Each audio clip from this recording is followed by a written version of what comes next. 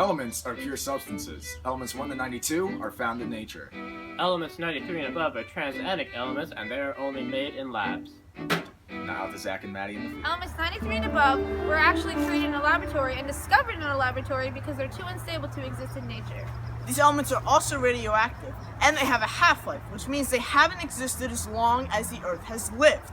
The creation and naming of these elements caused a lot of competition between Germany, Russia, and the US. Element 99, Einsteinium, was named after Albert Einstein, the scientist. Element 100, Fermium, was named after the physicist Enrico Fermi. They were both found in radioactive coral in the Pacific Ocean after hydrogen bomb testing. Element 101, mendelevium, was found by Seaborg and Ghiorso after alpha particle bombardment. The element was named after Dmitry Mendeleev, a Russian scientist, which caused a lot of controversy because a lot of American people didn't believe that it should be named after a Russian scientist. Elements 104 and 105 and 106 were discovered by Seaborg and Ghiorso, but also by Russian scientists.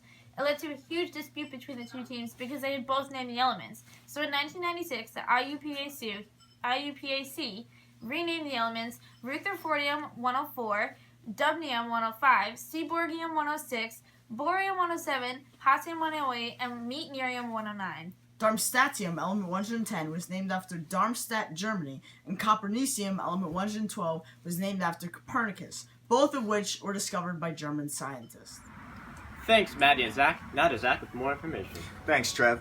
Americium, element number 95, was named after America, and curium, element number 96, was named after Marie Curie.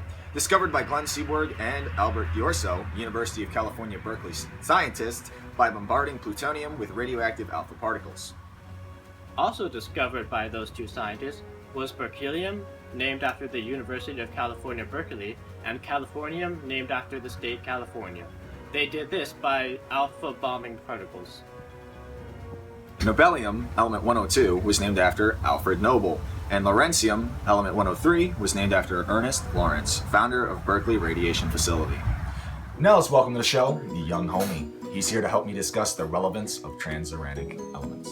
So, transuranic elements power nuclear reactors, and obviously this is relevant to everyone across the US because nuclear reactors can create electricity, and this electricity is used in everyday households to power lights and whatnot. So, the amount of energy that is generated by these reactors per day depends on how much they're working the reactor. Now, reactors don't always work at full capacity every day of every year.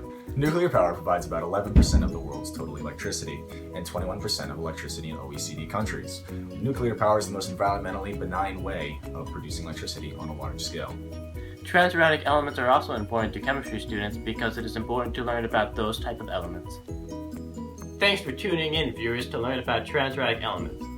Stay classy, Ken.